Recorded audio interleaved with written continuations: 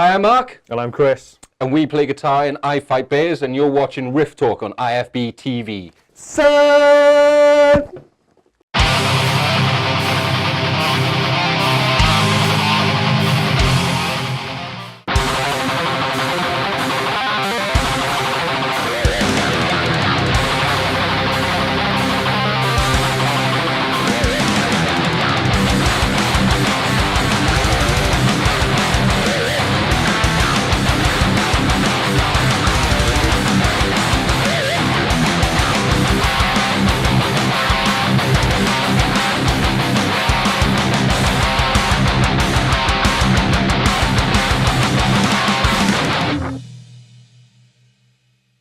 Hi, and welcome to episode 4 of Riff Talk.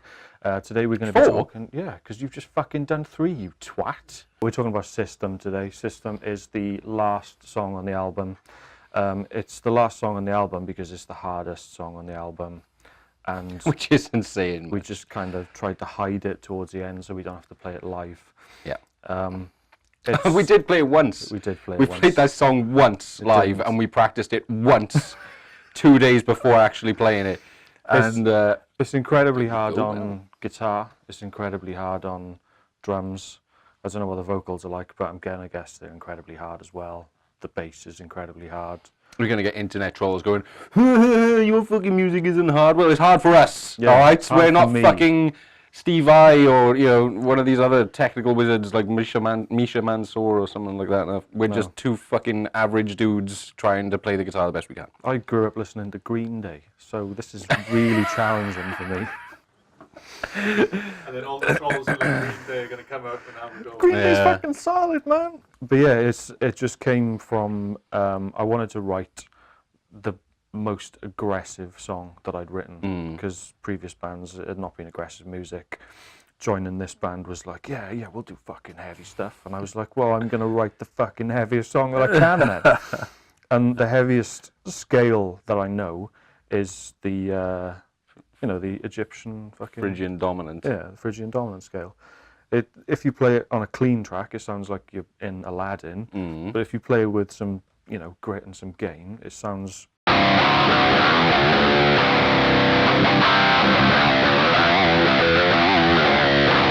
Still, it maintains a lot of that Eastern feel to it, doesn't it? But then it translates differently under distortion. You can get some sick, heavy riffs out of it. One of the things you've got to be careful of, if you just play it, I'm saying this now, if you just play it in order, it'll sound Egyptian. And then I realised that this riff is mostly that in order.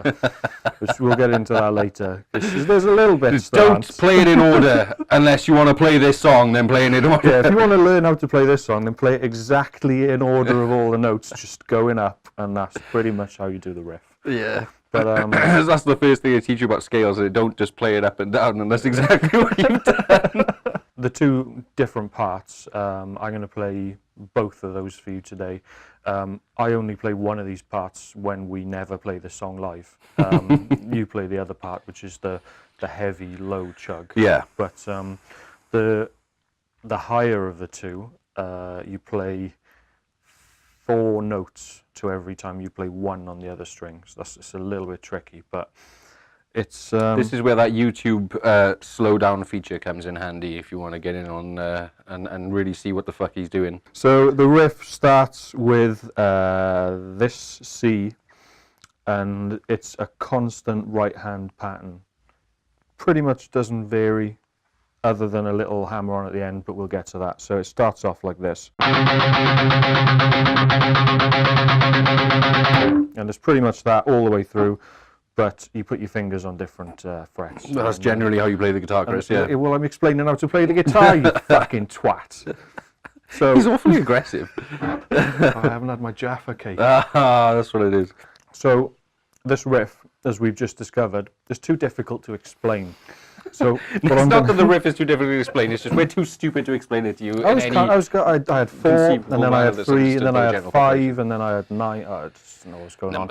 So how I'm going to explain it to you is I'm going to play the riff without the notes in between. So just imagine in between, I'm constantly going. And now I'm going to show you the notes in between that I actually play.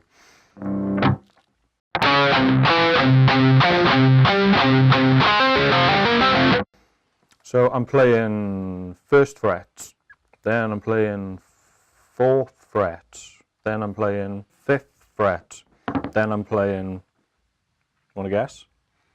7th? It is 7th. Hey! Winner!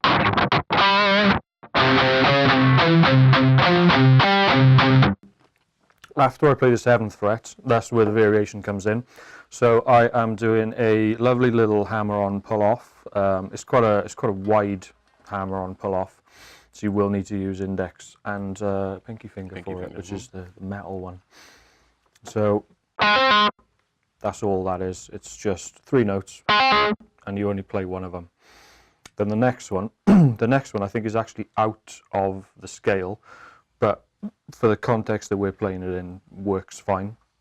It's exactly the same hammer-on pull-off with 7 and 10. And that's all it is. When you add the in-between notes, that riff kind of comes to life a little bit and sounds a bit like this.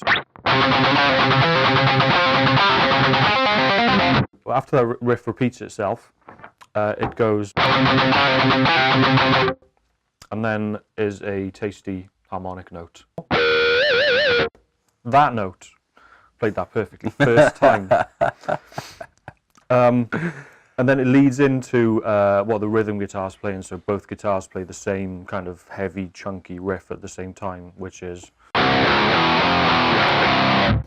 the same notes that we play on the higher string, just played on the lower string. And with an emphasis on the palm mute as well, isn't it, on that section there? So there is a big emphasis on the palm mute. The whole first part of the riff is actually palm muted.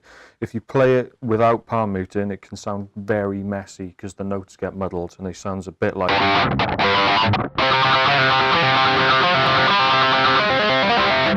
But if you heavy palm mute, those notes get a nice little staccato. Yeah, it stops everything from bleeding together and it gives it that staccato note pick that you want. Yeah.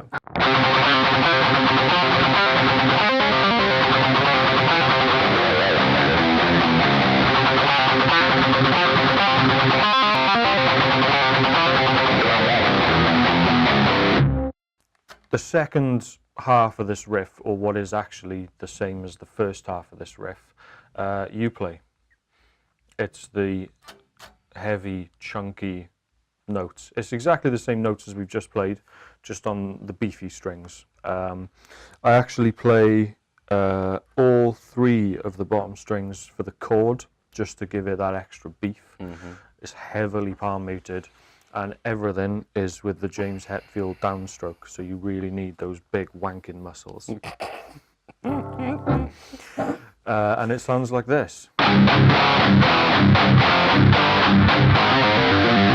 The second half of this riff, the chunky part of this riff, is identical to the first part without those in between 16th, 18th to 16th. Really fast in between notes. It's just heavy, down-picked, matching the double kick. The only thing that you really need to do is nail the pinches at the end. Because if you don't nail the pinches at the end, you end up like Maggie. Completely incompetent. And it sounds like this.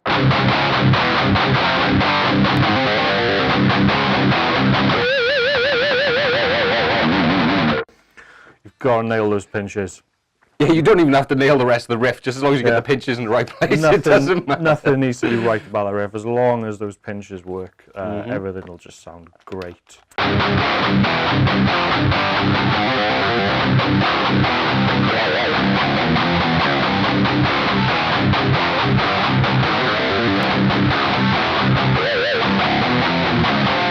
The third part of this riff, which I wasn't originally going to include because it's technically a different riff, but I thought it was nice. Well, it's not nice, it's the opposite. It's fucking nice. disgusting, It's it's horrible. a diminished, chugging, really hanging thing. Just angry noise kind of sound, but I just wanted to chuck it in anyway. So what I'm doing is I'm using all the horrible notes, 5th fret on the 2nd string, or 5th string, whatever you want to call it, then 6th fret, then 7th fret, and it sounds like But absolutely horrible. buzzing. And there is a pattern to the way that this is played. So the pattern is 2 chugs, 3 horrible notes, 3 chugs, and that gives us 8. And then it's repeated, but those chugs go over the bar, which just makes it sound like a slightly off rhythm, but really it's nothing Meshuggah-like at all. It's just your standard 4/4, and it sounds like this.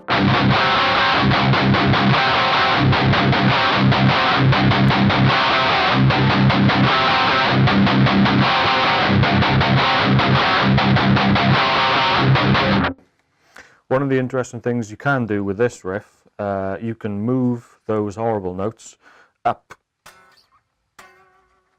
to the 11th, 12th and 13th fret, and you're playing 2 of the same notes that you were playing down the bottom, but you add an extra, and it's the same horrible. Buzzing. It's horrible. But it has its place. So it sounds cool in context.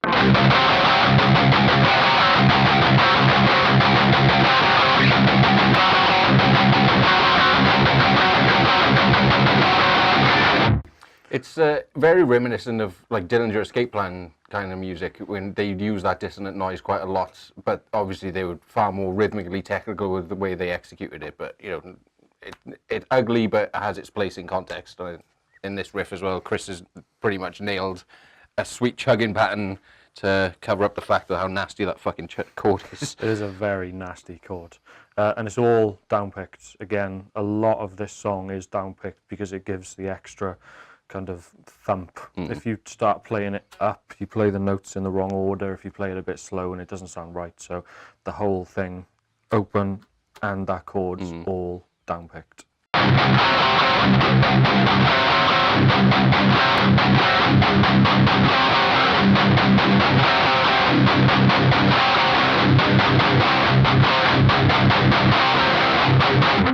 That's System.